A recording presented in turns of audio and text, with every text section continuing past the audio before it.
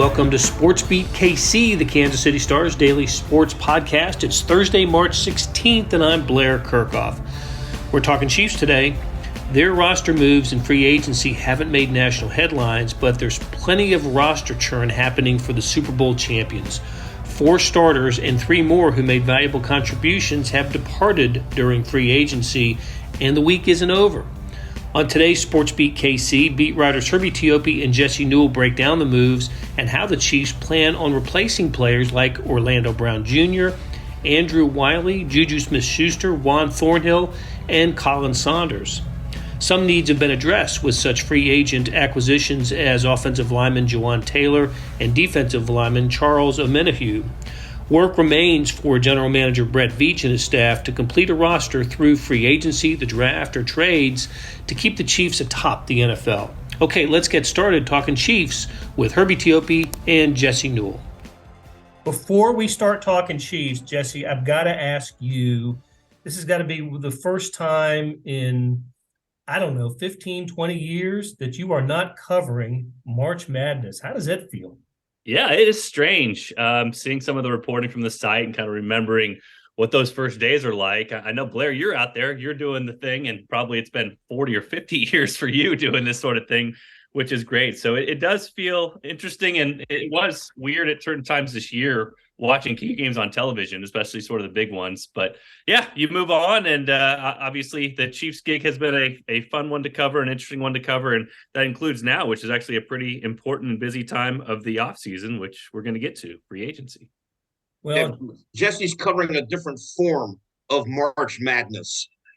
Absolutely. Very true, yeah. Nice transition, Herbie. Very nice transition. He also went from a national champion to a world champion. So Jesse's just got the magic touch on when it comes to beats. I'm just throwing this out there, JJ. I could be potentially available for hire if the only teams I cover win championships. Maybe you want me on the Royals beat. I don't know. Just saying. My agent can be in touch. You know what I'm saying? But it has been some madness here in March in free agency. It's been kind of crazy. I want to go over the players that the Chiefs have lost, and then we'll pick up the ones that have been gained, and then we'll speculate on what else may be moving in those directions from this point forward. So I guess the biggest news would have been Orlando Brown Jr., and he continued. It was big news. We haven't talked since the Chiefs decided to not franchise tag him, which I still had left the possibility that he would be back with the Chiefs. Even with that they would try to work something out. It did not happen, and Orlando Brown is now a member of the Cincinnati Bengals. Jesse, I think you ended up adding some information to the tracker. Let me stop before we get going. That tracker you guys do is fantastic. I urge anybody who wants to follow the Chiefs to go on kansascity.com and keep up with the Chiefs moves through the tracker that Herbie and Jesse both contribute to. That's how I keep up with everything. So, yeah, let's talk about where Orlando Brown Jr. ended up, Jesse. Yeah, with the Bengals, I was on the night shift last night, so I was able to put that one in the tracker that way. But not as much money potentially as he thought he was going to get. And so, initially kind of at first blush, you look at this thing and you say, the Chiefs probably did the right thing here. They had the chance to negotiate with him a long-term deal last summer when they put the franchise tag on him. They ended up not coming to terms in that particular time. And so now Orlando Brown Jr., we can get to these numbers that were out there last night from Tom Pelissero of NFL Network, but 4 years, $64.1 million, includes a $31 million signing bonus, which is the largest ever. So he gets that money up front, but largest ever for an offensive lineman. That's true. And that's what the agent wants you to know about, obviously, but 68% of his deal is fully guaranteed. So around $50 million, which you can get by year 3. And that's kind of the guaranteed numbers that you're looking at. So this is kind of been fascinating. it's kind of been a matter of perception versus reality for Orlando Brown. We heard Adam Schefter earlier this week from ESPN talk about how teams were concerned about him being on the left side, potentially thinking he was a right tackle instead. Obviously, that's how he started his career with the Ravens before being shifted to left tackle. It's part of the reason why the Chiefs traded for him to put him at left tackle. He's serviceable there for the Chiefs and did pretty well, but still those questions out there. But obviously, the Bengals will take him. They have been a train wreck there, whether it's been production or it's been injuries on the offensive line. We've seen that year after year. So Joe Burrow gets some protection there. Orlando Brown, the other part for him is he made a promise to his father, Orlando Brown Sr., who we know was an NFL longtime player. When he was in middle school, he was begging his dad to play football. And this is what Sam McDowell reported earlier this season in a great feature he did on Orlando Brown, which was he said he would let him play football as long as he played left tackle and made it to the NFL. And so his father passed, it's his late father now, no longer here, but it's something that he's kept in his mind, has been very top of mind. So Orlando Brown Jr. does get paid a lot of money, and he does get his long-term deal, at least, 4 years here, 3 years guaranteed. But I think one of the most important things for him was to play left tackle and to honor his father in that way. And so I think that remained important to him. And I think that's why potentially the Bengals ended up a better fit than maybe some of the other places out there. Dad knew where the money was at left tackle. So Herbie, it wasn't just Orlando Brown that flew the coop. The Chiefs lost their other tackle as well. So the starting tackles from the Super Bowl champion and, a guy in Andrew Wylie who I think overachieved while he was with the Chiefs, has moved on to, I believe, the Commanders. Is that right? So what are and we will get to Jawaan Taylor here in a minute, but just the impact of losing Andrew Wylie, what should we remember about him and his contributions with the Chiefs? You should remember a lot about him because of the way that he's been able to move around on the offensive line, play guard, play tackle. And that's the type of player that the Chiefs offensive line coach Andy Heck covets. They love that flexibility. And here's the deal with Andrew Wylie. I talked to him at the Super Bowl, and he specifically told me, look, I wouldn't mind coming back to Kansas City, but I want a multi-year deal. And ever since he's been in Kansas City, it's always been a one-year deal. Did a career high 17 starts last year, was obviously on the Super Bowl team, contributed to the 0 sacks against the Eagles, and he got what he wanted. He got the multi-year deal with Washington, and I don't think the Chiefs were going to be able to match what he got in Washington. But the Chiefs are in a good place at right tackle. A lot of people tend to forget Lucas Niang. He started 9 games in 2021 before he suffered an injury, and that's when Wylie stepped in and started 7. So they're in a good spot there at right tackle. And as you said, we'll get into Jawaan Taylor here in a second here, where the Chiefs vision him. But I think as of right now, before OTAs and before the draft, because a lot of things can happen before the draft, I think they're in a good spot there. But you think Niang is the guy they're thinking of right now for right tackle? Yeah, and we'll go ahead and put it out there. I mean, Jesse and I, we were in the scrum at the NFL Scouting Combine. I specifically asked Brett Veach, his thoughts on if they lose Wylie. And he essentially said, he's healthy now. Remember last year, they didn't need to rush him back because they had the starter in Wylie. And so he's going to be like maybe a year and a half removed from that devastating knee injury that he suffered against the Bengals. So I think they're in a good spot with them. I want to say this. This is what I really admire about what the Chiefs have done here, which is they have filled in positions of need, and they still need those positions, but they have versatility. And that's a place you want to be when you head to the draft, because then if an offensive tackle falls to you, the Chiefs can take him. You know what I mean? Or right now, they're talking about, I know we'll get to Jawaan Taylor here, but they're talking about moving him potentially left side or liking that they can move him to left side. If they find another left tackle or a left tackle in the draft, maybe they don't have to, and maybe they can leave him on the right side, but they have that versatility to do that.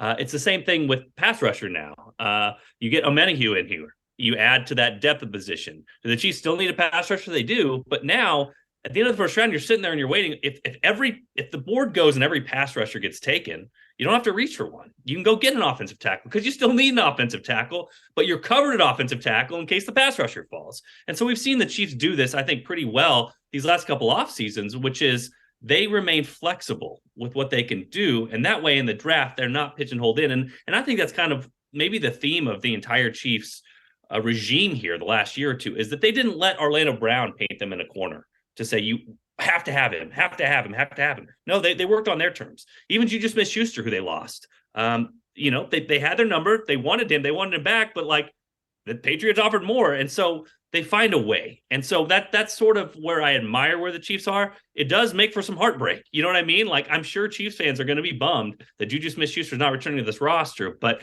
the Chiefs have been able to find a way and work around it and leave themselves options open. And I think that's kind of the theme of last offseason. And it seems to be the theme of this offseason as well. We'll get to everybody who the Chiefs have lost, because right now I've got a list of 1, 2, 3, 4, 5, 6, at least 7 players that are familiar to Chiefs fans who have lost. But they didn't lose anybody whose jersey is being sold at Rally House. They've lost top line players, but not all pros or pro bowlers. They had glue guys, basically guys that started, played key roles, but are not the stars, if you will. Not Travis Kelce, not Chris Jones. Those guys, Jones will we think he'll end up signing a long-term deal with the Chiefs. At least I do. But these are guys that the Chiefs, I think, considered replaceable parts.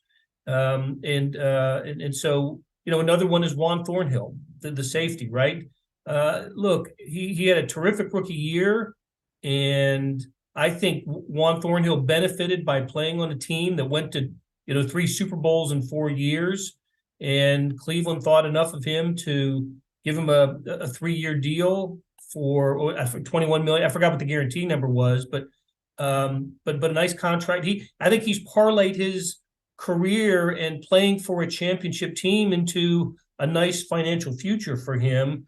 I'm not sure he's going to be a star in the league, but he's a good player, right? He's a starter.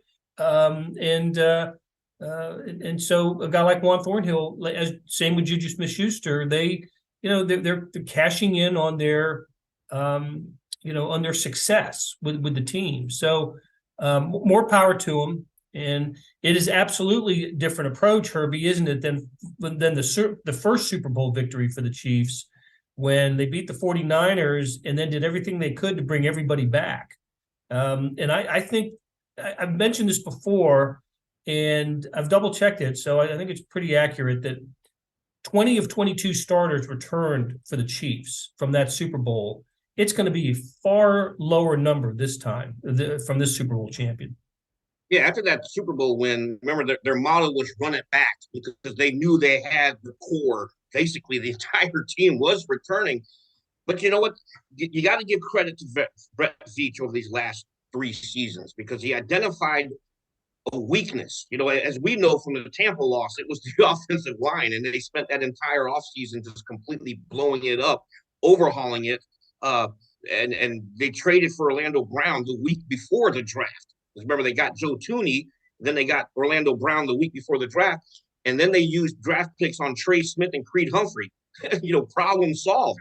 Last offseason, we traded away Tyreek Hill, Shavarius Ward left during free agency. What are the 2 positions of need? Corner and wide receiver. And Veach said about addressing it. But you're absolutely right. This is going to have a different look. This team will have a different look from last year, but that's the way of the NFL. But at least if there's a team that's capable of overhauling and addressing needs and using the draft effectively, it is the Chiefs. Last year, they entered with 12 draft picks, finished with 10 because of some trades. This year, they're going into the draft with 10 draft picks yet again. And, you got Veach has earned the benefit of the doubt. Fans might be up in arms. Why did we lose JuJu? Trust Brett Veach and his process, because did I just use process? Oh my goodness. Yeah, you did. But trust Brett Veach and the way he goes about it, because he's earned that benefit of the doubt. Blair, you were the one in the press box talking before Super Bowl week that the Chiefs had 5 starters from their previous Super Bowl team?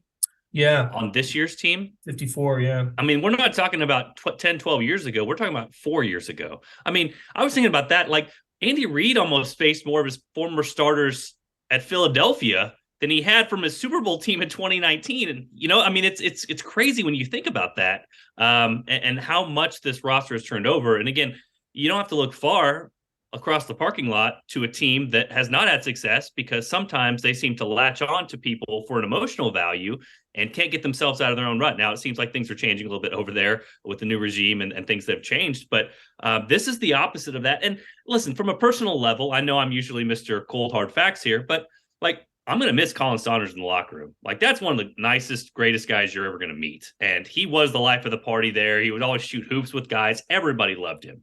Andrew Wylie, stand-up guy. Loved talking to him in the locker room. The Chiefs will miss him there. Orlando Brown was a stand-up guy. He was great to talk to as well. So, like, there is a personal level to this where it's tough for guys. I mean, like, you kind of saw Khalen Saunders on Twitter kind of go through all the emotions here earlier this week about when he realized he was not going to be a Chief this year. It seemed like he wanted to be, but you have an agent, you hire him for a reason, and you play in the NFL to go get a second contract. So all these things are kind of hitting right now. But yeah, the reality situation is the Chiefs have already proven they can turn this thing over and win again. They already did it. They did it last year. And so that challenge is going to happen every single year. And it's going to happen because Patrick Mahomes, the number one player in the NFL, his cap number is pretty high, and you've got to continue to churn that roster. It doesn't allow you for as much flexibility as if you have a rookie quarterback. So that's the challenge they faced last year. That's the challenge they beat last year. It's the challenge they're going to continue to face as they go through free agency year after year after year. Okay, let's take a break. And when we come back, we're going to talk about that Mahomes cap number. That's part of the process, to quote Herbie Teope. So we'll be right back. Hey, this is Blair. There are several ways to access the Star Sports section. Let me tell you about a couple of them. There's Sports Pass. For $12.99 a month, you get unlimited digital access to all the Star Sports content, including beat writing, columns, features, pretty much everything we write. The deal renews monthly until you tell us to cancel. For $159.99 a year, you get everything the Star has to offer digitally, including sports and the e-edition. Go to kansascity.com and drop down to the bottom of the page where it says Start a Subscription for more information. Your support has never been more important. As always, thanks for reading and listening. All right, we're back on SportsBeat KC, talking Chiefs and free agency with Herbie Teope and Jesse Newell. So much has happened in before and after the NFL New Year. But it happened it's happened this week. Let's one of the latest developments is Mahomes restructuring his contract, essentially freeing up the some money for the Chiefs. It was about $8 million or so. How much did restructuring? What is it, Jesse? Yeah, they would say about $9.6 million on this year's cap. And Herbie's a little beat veteran here, so he can tell you a little bit more about this cap situation than I can after, doing my due diligence here lately. But in essence, the Chiefs can steal more money from Mahomes in that way to push it to future years. This is not the largest number that they can go to. They also have other ways to get under the cap number. They can restructure certain other people, and including the big one that you talked about earlier, Blair, which is Chris Jones has a huge cap number now. So if they do a long-term deal with him, potentially you can free up some money in this current year and push some of that money to the future. The other thing to think about is that they're going to have to pay their draft picks. And so that's why on some of these salary cap sites, you see cap space and then effective cap space. Basically, you're talking about, okay, you still need to clear money to pay the draft picks you have coming in. The Chiefs have those 10 draft picks at this moment that they're going to have to pay there. So looking at the numbers, they have about 14-ish million, although Omenihu's contract has not been officially released yet, so we don't know how much money is coming off of the books there. So basically, just know this: the Chiefs did not use as much of the Mahomes money as they could have. Potentially, they could still go back to that well if they want, but they have not hamstrung themselves for the future too much by doing that. Could be to get another free agent, could be to clear up money for a draft, could be a lot of different things, but right now they're providing a little bit more flexibility for this current season. And right now, if you're looking at free agents, I would just say, receiver right now. You would think that after losing JuJu Smith-Schuster, that potentially that's going to be a potential need of position that they're going to be looking at to least get some depth there to go along with MVS, Sky Moore, and then Kadarius Toney returning this year. Yeah, as far as the cap, I can't even talk. As far as the cap space is concerned, this is mostly procedural in nature because you see teams around the league do this with a lot of their high-end contracts. They want to get more cap space. You turn that roster bonus into a signing bonus. They've done it. The Chiefs specifically have done it the past couple of seasons with Chris Jones. They've done it with Frank Clark. They did it with Frank Clark last year because he had a massive cap hit. But this just allows them more flexibility. Jesse nails it. You do have to have cap space for your draft picks, and you also have to have cap space because in training camp, you always have players that are hurt. And you're going to see the Chiefs last year, they brought in the likes of Carlos Dunlap. They brought in Danny Shelton. So you have to have some cap space available when you go into camp for veteran free agent signings. Does the departure of JuJu Smith-Schuster change the way the Chiefs should feel about McCole Hardman? I think he's going to be above their budget, Blair.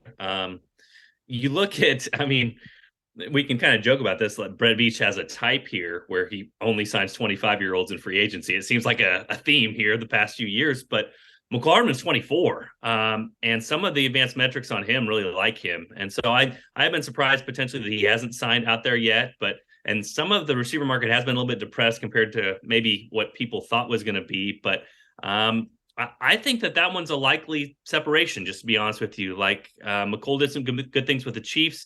I think his skill set sort of overlaps a little bit with Kadarius Toney, and it's why the Chiefs went out and got Kadarius Toney, figuring that McCole Hardman might be moving on this year, sort of like Herbie referenced in his article about how Juan Thornhill left, but the Chiefs drafted Brian Cook last year. I mean, a lot of times they do this working 1 year in advance, kind of seeing what's going to happen and drafting or trading for the replacement there.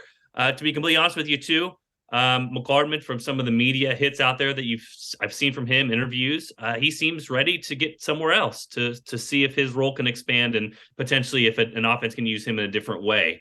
Obviously likes the success he had with the Chiefs, but he's still young enough to maybe forge his own path in a different way. So I would not think the Chiefs would be pursuing that unless the number fell quite a bit, but I guess that's what free agency season is about. And like I said, the Chiefs keep their options open. And so maybe that's an option that's kept open. I'd be very surprised if he's back with the Chiefs, though.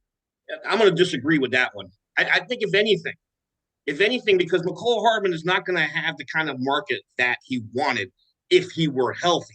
Okay, that's the key thing here. A player coming off of a major injury like that, and remember all the missed time that he had, he's not going to get I don't believe he's going to command a massive multi-year contract because most teams aren't going to want damaged goods. They're probably going to want they're probably what you're going to see here is what happens a lot in the National Football League. A player coming off of an injury, teams usually sign that 1 year veteran deal, the prove it type deal. And so I think, if anything, if McCole Hardman's market isn't what he thinks it's going to be, it wouldn't surprise me if the Chiefs try to bring him back if they think they can get him on here on a 1 year deal. And then Hardman's contract year essentially is replaced again from last year where he didn't have the kind of production that would lead to a major payday. He was pretty good.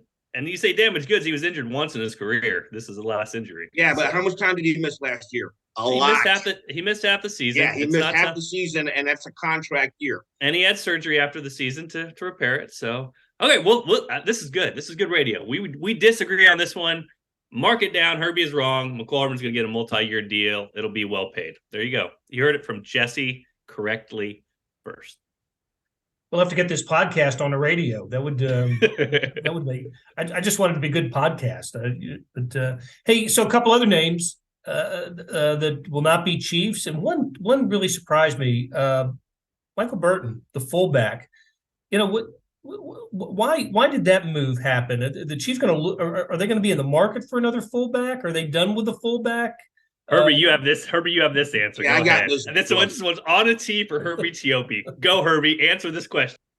You got to remember, before he signed with the Chiefs, he spent some seasons down there in New Orleans with Coach Sean Payton. And this is a fantastic reunion for him for a couple of reasons.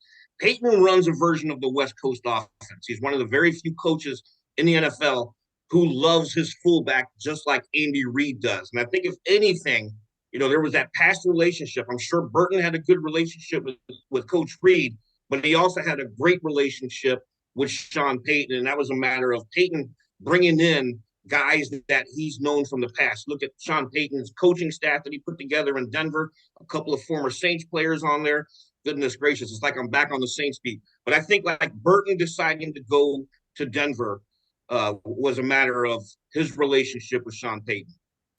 Here, I'm going to make another prediction on our radio podcast here, Blair. Chiefs have just so many 7th-round picks. I mean, this is a perfect use of one. You go take the second best fullback out there. I mean, slot him in. He's your special teams guy. Andy Reid still has his fullback. You get a young player. I mean, you get your pick basically of who you want. I think the Chiefs will take one in the draft. And also under the familiarity theme, I'm not surprised to see Greg Lewis, right, assistant coach, going to the Commanders, and now Andrew Wylie in Washington now too, just because of Eric Bieniemy's presence on the staff in D.C. So, and before we shouldn't dismiss this, Darius Harris, another one who linebacker, gave the Chiefs some pretty good moments, also on his way out. He hasn't hooked on with anybody yet, has he? No, as a restricted free agent, the Chiefs didn't tender him, so that makes him automatically an unrestricted free agent. He's a guy, he's eligible to sign with any team, including the Chiefs. So if he doesn't latch on with someone, it reminds me of the Chris Lamont's deal last year when they didn't tender him, and he eventually returned just before the start of training camp. So if Harris isn't anywhere, he's probably a guy that Dave Tobe loves. If Tobe likes you, there's probably a really good chance you might be coming back. Okay, let's touch on the new faces. We've mentioned them both, but Jawaan Taylor has played almost his entire career at right tackle, and now we look at him as a left tackle. It worked for Orlando Brown, so it can happen. What's kind of the scouting report on Jawaan Taylor? 25, so it's Brett Veach's type. Super young, super athletic. Better pass blocker than run blocker. And if you wanted to really start with kind of the tools there, it makes sense with the Chiefs, right? I mean, Orlando Brown was a better run blocker than pass blocker, and the Chiefs throw the ball all over the yard. And so Taylor is going to be a better pass blocker than run blocker. The Chiefs had some running success this last year, but we all know that they throw it more than they run it, and that's going to be a continued theme. And especially when you have Patrick Mahomes and you want to protect him as well as possible. So, it's like I can see ways this works out really well for the Chiefs. I could see ways there it doesn't. That's kind of where all these free agent deals lie early on, right? I mean, they have to be pretty confident you can move a guy right to left if that's what they're telling people. And if that really is the plan, and you pay this guy 4 years, $80 million with $60 million guaranteed, it better work out. But also, if you have great coaches on your coaching staff who can develop people, and you're banking on them and you believe in them and trust in them, then it's a great move, because it's Andy Reid and Brett Veach saying, we believe in Andy Heck and we think he's the best out there, and we believe that he can move or help Jawaan Taylor move to left tackle seamlessly and do that without much of a hitch. So again, there's shades of gray here. Don't know exactly how it's going to turn out. And potentially, again, can the Chiefs still trade for a left tackle? Could they still draft a left tackle? All those things are still on the board that are still available out there. The Chiefs have left their options open for now, but Taylor for now just remains a signing that they believe in his physical tools and his pass blocking, it seems like, more than they did Orlando Brown. That's why he's on the Chiefs now, and Orlando Brown obviously has moved on to the Bengals. Okay, and Herbie, how about Charles Omenihu from the 49ers? He, I guess the first look for him is outside, but he's got the ability to play inside. It's that flexibility the Chiefs love. And when they signed this guy, the thing that jumped out to me was like, this is a Steve Spagnuolo guy through and through. And so, his input on this probably played a role also in them bringing him in. And it wouldn't surprise me, during the pre-draft process a couple of years ago, if the Chiefs took a hard look at this guy. That just really wouldn't surprise me, because we know Veach likes to go back and get guys that he's like. He's a guy that can play, like you said, inside and outside, comes off a career season, 4.5 sacks, I believe 20 quarterback hits. So he's a guy that can get up the field and after the quarterback. 2-year deal. You sign him as a starter. He's probably going to be the complimentary guy outside of George Karlaftis, and then you can just move him inside and outside as needed in Spagnuolo's scheme. Right. 36th on Pro Football Focus's free agent rankings. We know that the Chiefs sometimes follow Pro Football Focus closer than other teams do. Another thing to mention with him is he had domestic violence, was arrested on suspicion of domestic violence January, right before the NFC Championship game last year. So much like Frank Clark and Willie Gay this past season. This is going to be looked at by the NFL, and so potentially he could serve a suspension at some point in time this next year. That's something I'm sure the Chiefs had to factor in. And when you say 36th on the Pro Football Focus free agent rankings, out of about 150 or so? Yeah, they just ranked the top 100, but top 100. Okay. Well, I mean, that's again, I mean, just kind of a big picture level. It's pretty amazing for the Chiefs to sort of go shopping in this way after they win a Super Bowl, and with Patrick Mahomes' contract on the books. He was 36. I forget where Taylor was, but Taylor was top 15 or 20 on most of these lists out there as well. So for the Super Bowl champs to go out there and grab a couple guys, and I know we talked about the ones that they lost, but to still go shopping in this type of way, it does tell you that they have been aggressive, at least with these specific moves in these specific positions. And of course, we've buried the lead. The Chiefs are bringing back Jody Fortson, tight end. So that is big news, along with Turk Wharton and Tommy Townsend. That's been in the news and part of the tracker news this week. So good news for Jody Fortson, who cannot appear in a story in the Kansas City Star without being referred to as a fan favorite. Yeah, I was going to say, can we replace fan with Herbie Teope just to get the truth out there? And real quick, Herbie, Tommy Townsend not officially signed with the Chiefs, just to clarify that, correct? No. He's not officially signed. They applied the right of first refusal tender on him. He has until April the 21st to sign it. All restricted free agents have until April the 21st. And the key thing with that is if he signs an offer sheet with another team, the Chiefs do have the opportunity to match it. But if they decline not to, they're not going to get any compensation because all it is a right of first refusal. Thank you for clearing that up. All right. It's not over, and there's so much more to discuss, but we're going to end it right here so we can save some of the conversation for next week. We are in NFL free agency and NCAA tournament time, so there is no shortage of topics to discuss, and we'll do that on SportsBeat KC. Thank you, Herbie. Thank you, Jesse. That'll do it for today. Thanks to our SportsBeat KC production team of Randy Mason, Monty Davis, Jeff Rosen, and Scott Chasen. Tip of the cap to Herbie Teope and Jesse Newell for sharing their insights. Today's Morning Sports Edition was packed full of NCAA tournament coverage, NFL free agency, the World Baseball Classic, and much more. Check it out at liveedition.kansascity.com. Thanks for listening, and we'll be back soon with another SportsBeat KC, where we talk sports in Kansas City every day.